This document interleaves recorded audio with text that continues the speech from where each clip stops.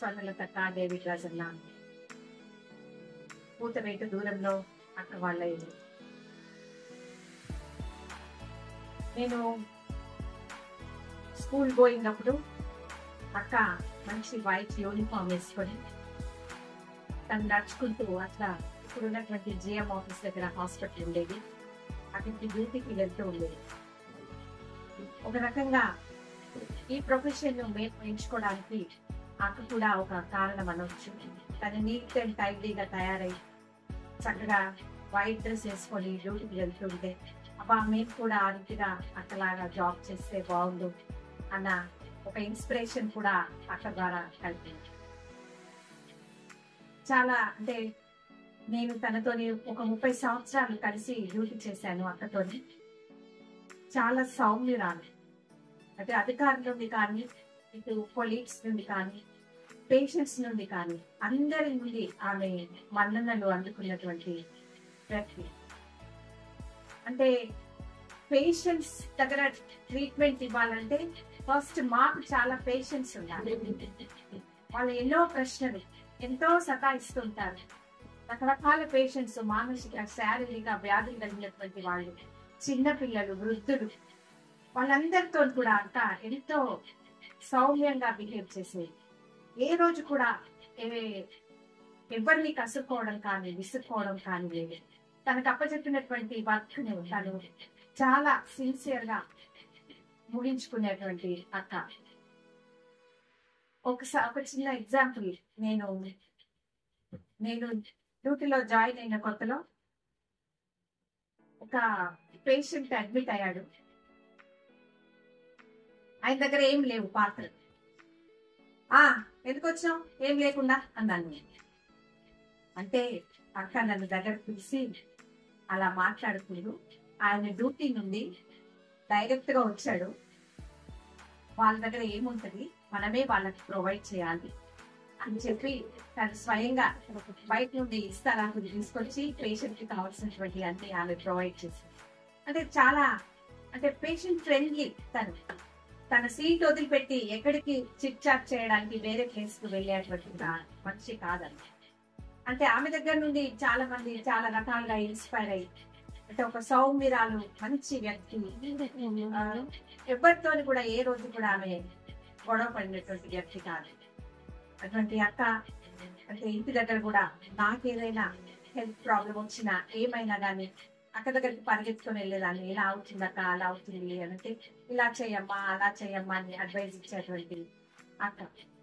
సంఘంలో కూడా అందరితోని స్నేహభావంతో సౌమ్యంగా నెమ్మదిగా ఉండేదంటే అన్న నేచర్కి అక్క నేచర్కి చాలా డిఫరెంట్. అన్న చాలా మనుషులతో కలిసిపోతూ ఉంటాడు, కానీ అక్క నేచర్కి చాలా డిఫరెంట్. అన్న చాలా మనుషులతో కలిసిపోతూ ఉంటాడు, కానీ అక్క she will be in her limits అట్లా అన్నట్టు. అక్క తను ఈరోజు అప్పుడే సంవత్సరం అయిపోయిందా అన్నట్టుగా అనిపిస్తుంది. అక్క మరణించి మన మధ్య లేకపోయినా కానీ ఆమె జ్ఞాపకాలు, ఆమె రాసినటువంటి రికార్డ్స్ ఇప్పటికి కూడా మేము హాస్పిటల్లో తీసినప్పుడు గుర్తు చేసుకుంటుంటాం. ఇది స్వర్ణలత రైటింగ్, ఇలా చేసేది అలా చేసేది అని తను పెంచినటువంటి కొన్ని స్టాండింగ్ ఇన్స్ట్రక్షన్స్ కూడా స్టిల్ వీఆర్ ఫాలోయింగ్.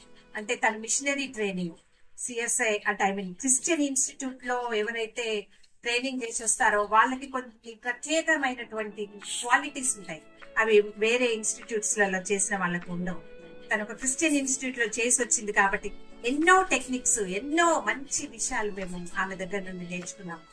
మరి ఆమెకు ఆత్మకు శాంతి చేకూరుస్తూ కుటుంబానికి ఆదరణ మరియు దేవుడు మిమ్మల్ని అందరినీ కుటుంబాన్ని మీకు కావాల్సినటువంటి సమస్త విధములైనటువంటి దీవెనలను ఆశీస్సులను ఆ దేవాది దేవుడు మీకు అనుగ్రహించాలని ఈ సభాముఖంగా దేవుడిని కోరుకుంటున్నాను. నాకు ఇచ్చినటువంటి అవకాశాన్ని బట్టి సంఘ కాపరి గారికి అనేక వందనాలు చెల్లిస్తున్నాను.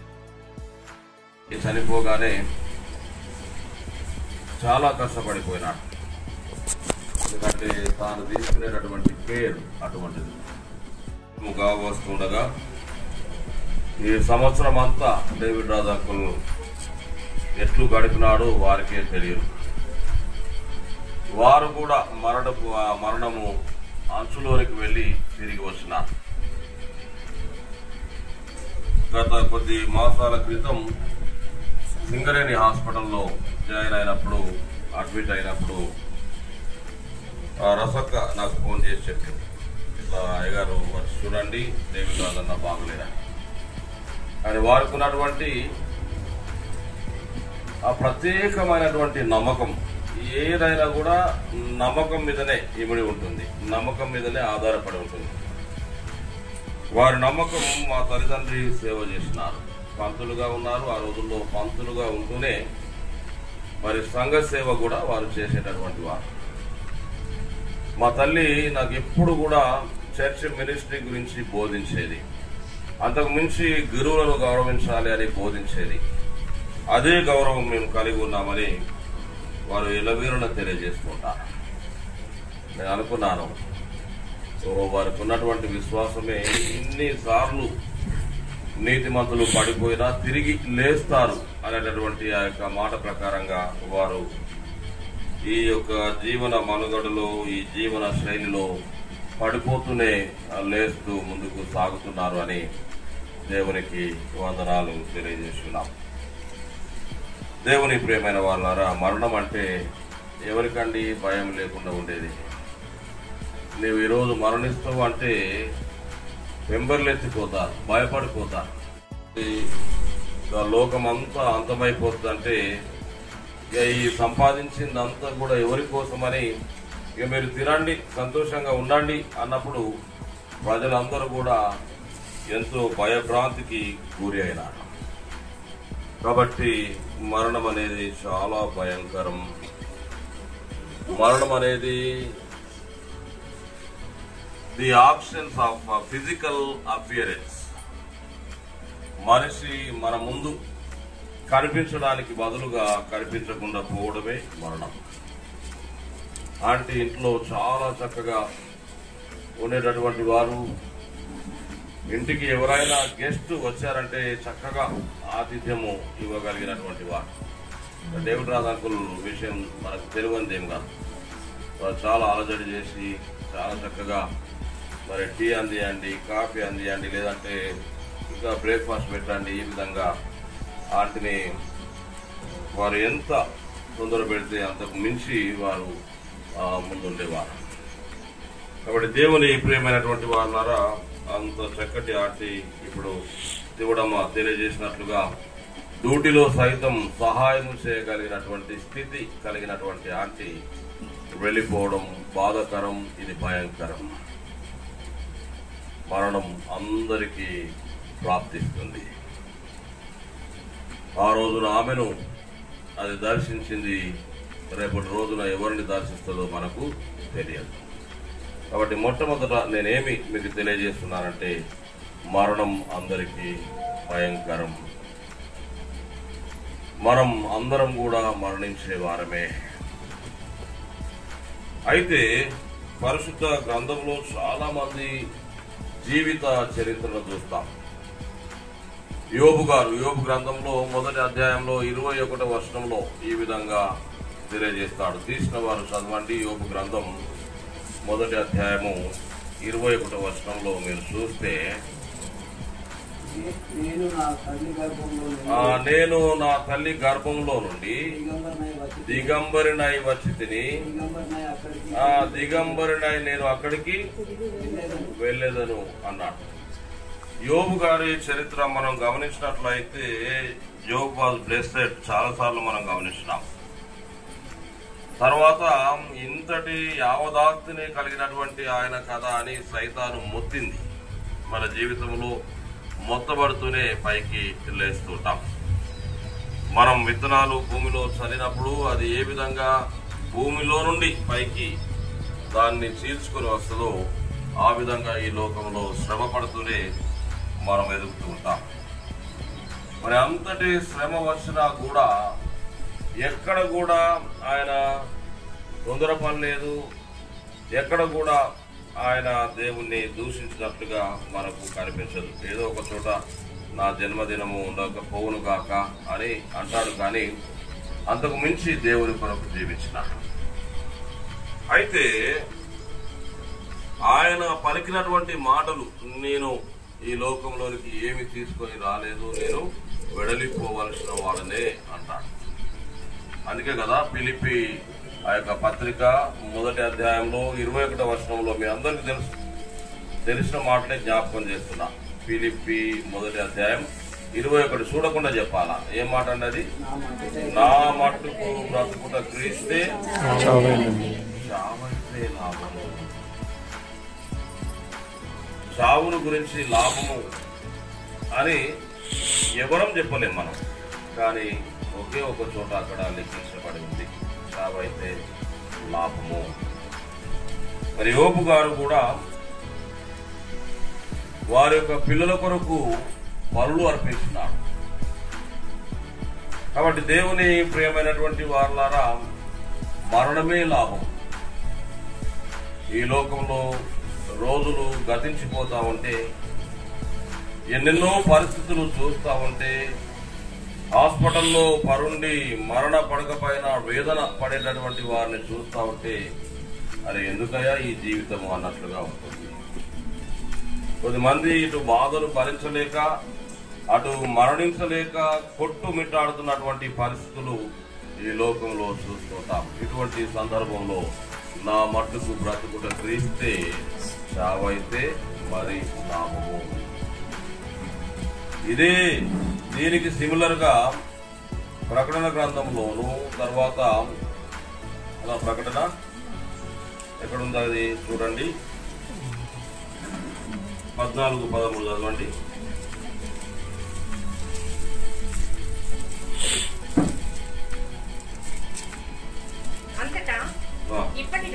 అంతటా ఇప్పటి నుండి ప్రభునందు మృతులు ధన్యులు అని వ్రాయమని చెప్పుట వింటిని అని మనం గమనిస్తుంటాం. తర్వాత ప్రసంగి గ్రంథంలో కూడా మనందరికీ తెలిసిన మాట. ఏం మాట అది? ఒకరి జన్మదినం కంటే మరణ దినమే మేలు అని ప్రసంగి 7వ అధ్యాయము 1వ వచనంలో మనం గమనిస్తుంటాం. కాబట్టి దేవుని ప్రియమైనటువంటి వారులారా, మొదట నేను ఏమి మీకు చెప్పడానికి ప్రయత్నం చేస్తున్నానంటే, మరణం భయంకరం, చోట మరణమే లాభం. ఎందుకంటే ఈ లోకంలోని శ్రమను త్యజించుకుని వారు వెళ్ళిపోతారు, దేవుని సన్నిధిలో వారు జీవిస్తారు. కాబట్టి రెండవదిగా మనం గమనిస్తే మరియా మార్తా కదా, వారి యొక్క సహోదరుడు మరణించినటువంటి సందర్భంలో ఎవరు వస్తున్నారు వారింటికి? యేసు క్రీస్తు ప్రభువారు. ఎందుకు వచ్చినాడు? ఆదరించడానికి, ఓదార్చడానికి వచ్చినాడు.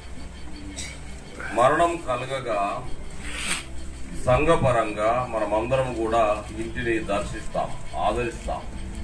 ఇది మన క్రైస్తవులకు ఉన్నటువంటి గొప్పతనం.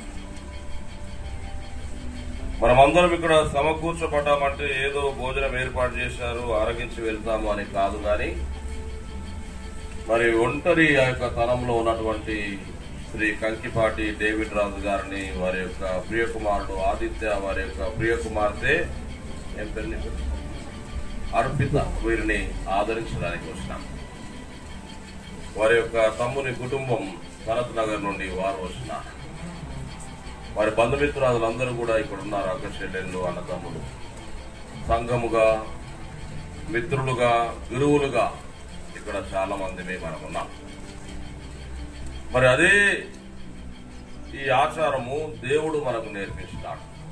మరి అమ్మ మా తమ్ముల ఇంటికి వెళ్ళిన, అయ్యో యేసయ్య నువ్వు ఇప్పుడు వస్తున్నావు, ఇంకా కొంచెం ముందుంటే బాగుండును అనేటటువంటి భావన వారు వ్యక్తం చేస్తున్నారు. యేసుక్రీస్తు ప్రభుల వారు సరిపోయిన ఆ యొక్క లాజరును లేచినారు. అంతకు ముందు పాత నిబంధన గ్రంథంలో కూడా కదా మరి చాలా మందిని భక్తులు లేపినటువంటి విధానమును మనం గమనిస్తుంటాం.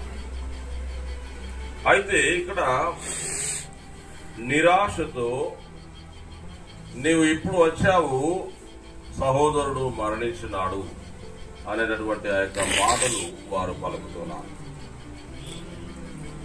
అయినప్పుడు క్రీస్తు ప్రభుల వారు ఏమని అభయమిస్తున్నాడు? ఇప్పటికీ ఏమి కాలేదు అని వారికి ఒక ప్రశ్నలాగా మాట్లాడుతున్నాడు. ఏమని మాట్లాడుతున్నాడు? ఇది మీరు నమ్ముచున్నారా? ఏమి అది?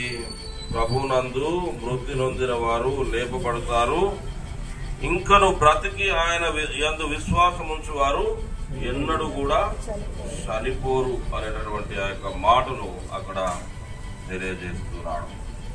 కాబట్టి క్రైస్తవ విశ్వాసము మన గొప్ప విశ్వాసము.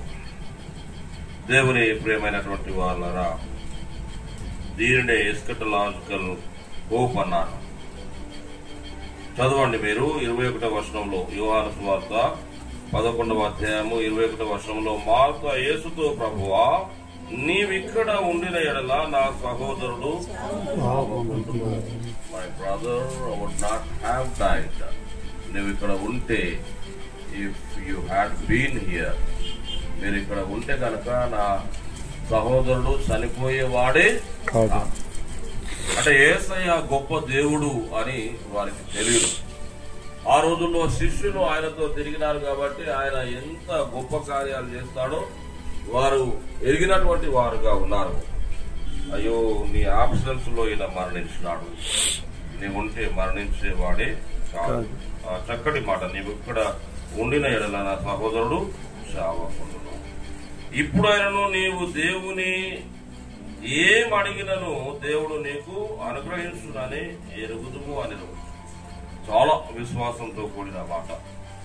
యేసు నీ సహోదరుడు మరలా లేచునని ఆమెతో చెప్పగా, కదా, నీ సహోదరుడు తిరిగి లేస్తాడమ్మా. యేసయ్య మాటలో శక్తి ఉంది, అది నువ్వు నమ్ముతూ ఉన్నావు అని తెలియజేస్తున్నారు. అయితే దీనికి బదులుగా మార్తం ఏమంటుంది? ఆయనతో అంత్య దినమున పునరుద్ధానమందు లేచునని ఎరుగుదు. మన విశ్వాసము అంత్య దినమున మృతులను దేవుడు మేల్కొల్పుకొని వస్తాడు అనేటటువంటి విశ్వాసం. అందుకే కొరింథీయులకు రాసినటువంటి మొదటి పత్రిక 15వ అధ్యాయంలోను, ఆ తదుపరి దెసలోనికైలకు రాసినటువంటి పత్రిక మొదటి పత్రిక 4వ అధ్యాయంలోనూ ఈ మాటలు మనము గమనిస్తూ ఉంటాం. తీసినటువంటి వారు మీరు తర్వాత చూడండి. దెసలోనికైలకు రాసినటువంటి పత్రిక మొదటి పత్రిక 4వ అధ్యాయంలో 16వ వచనం నుండి చదవండి. ఆర్భాటముతోను ప్రధాన దూత శబ్దముతోను దేవుని బూరతోను పరలోకము నుండి ప్రభువు దిగి వచ్చును. క్రీస్తు నందుండి మృతులైన వారు మొదట లేతురు.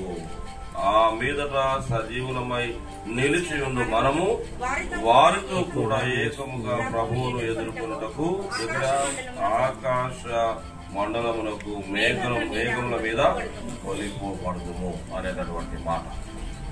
కాబట్టి దేవుని ప్రియమైనటువంటి దేవుని బిడ్డలారా, ఈ విధమైనటువంటి భావనతో అంత్య దినమున తిరిగి లేస్తారు. నీవు ఆర్భాటముతో, ఆ యొక్క దూత ఘనముతో, ఆ బూర శబ్దం మధ్యలో నీవు తిరిగి వస్తావు, అప్పుడు వారు లేస్తారు అనేటటువంటి ఈ అంత్య కాలమునకు సంబంధించినటువంటి మాటలు వారు తెలియజేస్తున్నారు.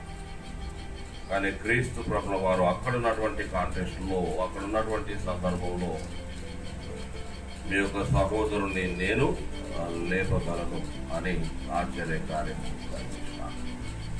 కాబట్టి దేవుని ప్రియమైనటువంటి దేవుని బిడ్డలారా, రెండవదిగా మనం గమనించేది ఏమంటే, మన విశ్వాసం గొప్పది, మరణమే గొప్పది. కాబట్టి మరణించినటువంటి వారి తరఫున దేవుడు ఉంటాడు, వారినే మొదట ఆయనతో పాటుగా తీసుకుని వస్తాడు. అయితే అంతవరకు ఇది ఎడబాటు కాలం మనకు. కాబట్టి ఈ ఎడబాటు కాలంలో దేవుడు మనల్ని వట్టిగానే విడిచిపెట్టలేదు. మిమ్మలను అనాథలుగా విడువను ఎడబాయను అన్నాడు. సత్య స్వరూపి అయినటువంటి ఆత్మను మీ యొద్దకు పంపిస్తాను అన్నాడు. ఇదంతా కూడా యోహాను సువార్త 16వ అధ్యాయంలోను దానికి ముందు మనం గమనించేటటువంటి మాటలు. కాబట్టి యేసుక్రీస్తు ప్రభుల వారు ఈ భూలోకాన్ని విడిచి వెళ్ళిపోయిన తర్వాత ఏమి మన కొరకు పంపించాడు మనందరికి తెలిసిందే. దేన్ని పంపించాడండి? పరిశుద్ధాత్మను మన కొరకు పంపించాడు. ఈ పరిశుద్ధాత్మనే పారాక్లిటోస్ అన్నారు. పారాక్లిటోస్ అంటే ఆదరించేటటువంటి శక్తి కలిగినటువంటి ఆత్మ.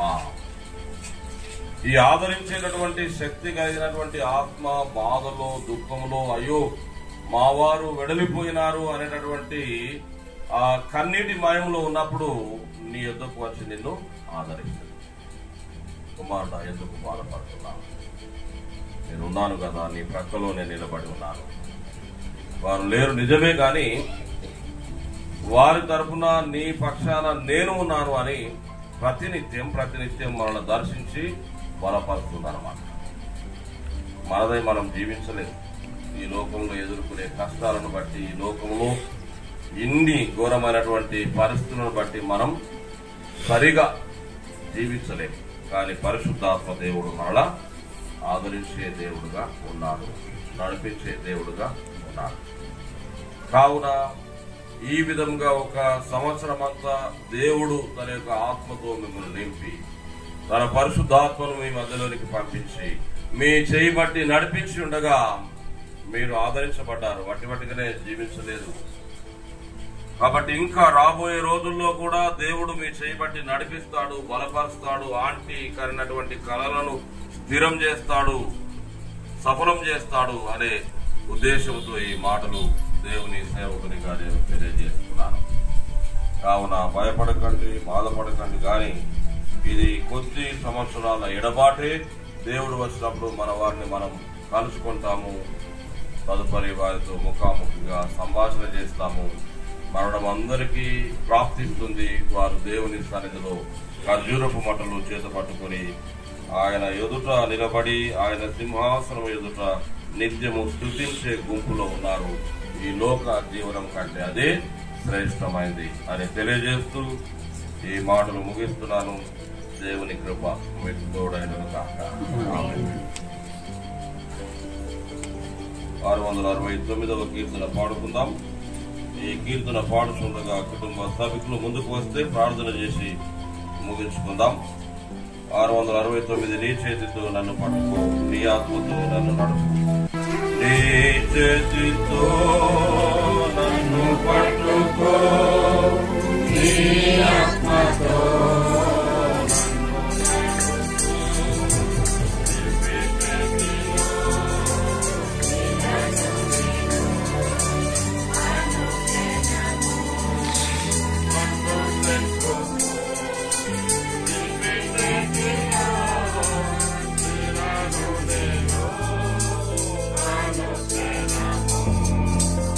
I'm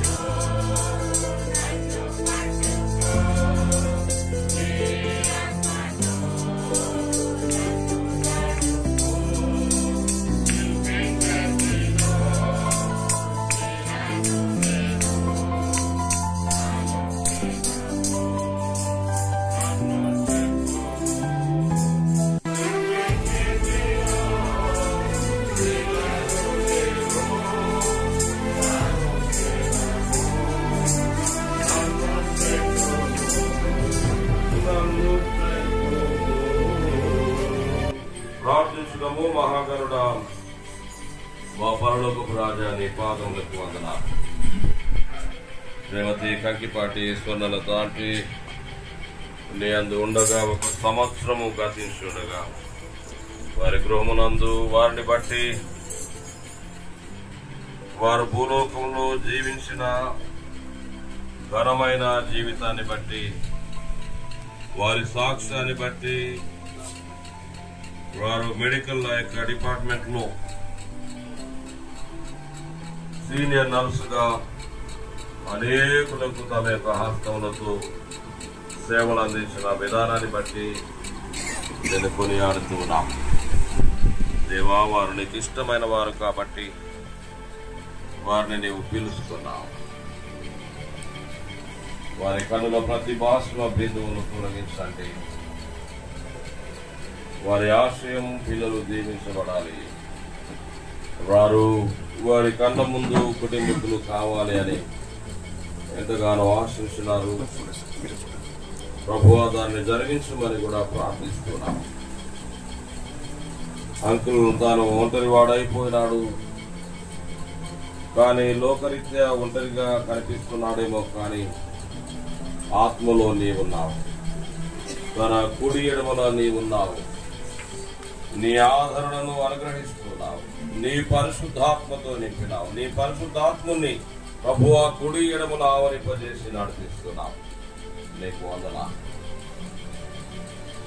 ఇదిగో ప్రత్యక్షంగా పరోక్షంగా మరి సేవకుని కుటుంబంలో నుండి సేవ చేసినటువంటి వారిలో నుండి వచ్చినటువంటి నీ కుమారుడు బాప్టిస్ట్ మిషన్ లో వారి యొక్క పితరుడు, వారి యొక్క తల్లిదండ్రి చేసిన సేవ అమోఘం. అందరు బట్టి వీరందరినీ కూడా డేవిడ్ రాజాంకులను, వారి యొక్క అన్నదమ్ములు, అక్కచెల్లెల కుటుంబాలను జీవిస్తున్నారు.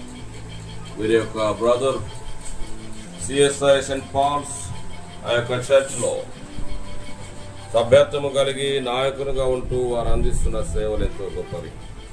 దీవించమని వేడుకుంటున్నాం. ఇకున్నటువంటి వారి యొక్క అక్కచెల్లెలు, అన్నదమ్ములను ఆశీర్వదించండి. ఆదిత్య, అర్పిత అనే ఈ బిడ్డలను దీవించము. వారెంతో ఆశయం కలిగి ఉన్నారు.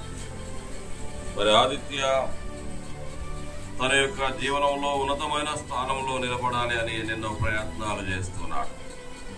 ఆశపడిన ప్రాణాన్ని తృప్తిపరిచే దేవుడు నీ సన్నిధిలో తన దీనదాసురాలు ప్రార్థిస్తుండగా వీరందరినీ కనికరించి ఎక్కలేనంత కొండ పైకి ఎక్కించి మరి వేడుకుంటున్నాం. ఈ సంవత్సరం అంతా కాపాడిన దేవా, రాబోయే రోజుల్లోనూ వీళ్ళ యొక్క ప్రార్థన విన్నపాలు నీ సన్నిధిలో అంగీకరిస్తూ వారి అర్థధ్వని నీ సన్నిధిలో నీ యొద్ద చేరనిస్తూ బలపరచమని, ఇంకా అడగక మనిషిన ఈవులు దయచేయమని, నీ సన్నిధిలో కన్నీరు కాస్తున్నటువంటి వీడి యొక్క ప్రతి బాష్ప బిందువులు తుడిచివేసి ఆదరించమని, ఇక్కడ చేరిన మా అందరికి కూడా ఇదిగో ప్రతి మరణాన్ని బట్టి, ప్రతి జ్ఞాపకార్థ కూటాన్ని బట్టి మా దినములు లెక్కించుకోవడానికి ప్రభువా మేమును మరి మంచి జీవనంలో జీవిస్తూ ఈ లోకంలో సాక్షి ఆ యొక్క సమూహంగా ఉండడానికి సహాయం చేయమని యేసు ప్రభువా నీ శ్రేష్టమైన నామంలో ప్రార్థించి వినయముతో తండ్రి అడిగి వేడుకుంటున్నాను స్వామి. పరలోకమందున్న మా తండ్రి, నీ నామం పరిశుద్ధ, నీ రాజ్యం వచ్చును గాక. నీ చిత్తం పరలోకమందు నెరవేర్చున్నట్లు భూమి అంతా నెరవేరును గాక. మాకు ఆహారం నేడు మాకు దయచేయము. మన అపరాధములు చేసిన వారిని మేము క్షమించిన ప్రకారము మా అపరాధములు క్షమించము. మమ్మల్ని శోధలో ఎత్తే దుష్టుని తప్పించము. ఎందుకనగా రాజ్యము, శక్తియు, మహిమయు నిరంతరము నీవే ఉన్నవి. ఆమేన్. యెహోవా మిమ్మును కరుణించును గాక. యెహోవా తన ముఖ కాంతి మీ పైన ఉదయింపజేయును గాక. యెహోవా తన సన్నిధిలోని ఆశీర్వాదములు నిండుగా మెండుగా మీ పైన కుమ్మరించును గాక. తండ్రి, కుమార, త్రియేక దేవుని దీవెనలు సదాకాలం మనమున ఉన్నటువంటి తన యొక్క దీనదాసురాలు, కీర్తిశేషురాలు ఆంటీ స్వర్ణలత ఆంటీ గారికి, ఈ భూలోకంలో విడవబడినటువంటి మీ అందరికి తోడై నీడై ఉండరుగాక. గుండె చెదరిన వారిని బాగు చేయు వాడని, గుండె చెదరిన వారిని